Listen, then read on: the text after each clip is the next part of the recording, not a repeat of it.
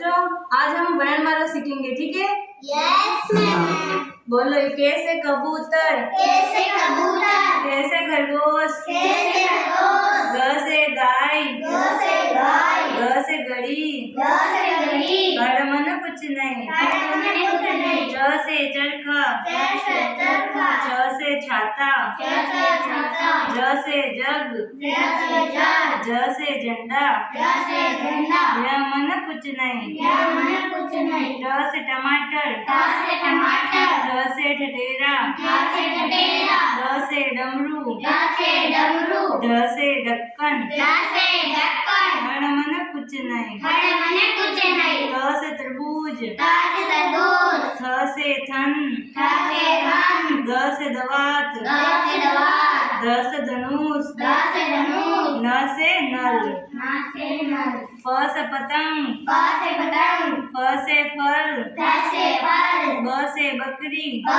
से बकरी, भ से भालू, ब से भालू, म से मछली, म से मछली, य से यज्ञ, य से यज्ञ, र से रस्सी, र से रस्सी, ल से लट्टू, ल से लट्टू, व से वन, व से वन, स से सजम, स से सलम, स से षटकोण, स से षटकोण, स से सड़क, स से सड़क, ह से हलवाई, य से हलवाई, अक्षयमन क्षत्रिय, अक्षयमन क्षत्रिय, त्रे से त्रिशूल, त्र से त्रिशूल, गे से ज्ञानी बाबा डोकरा। ग से गंगी डोकरा।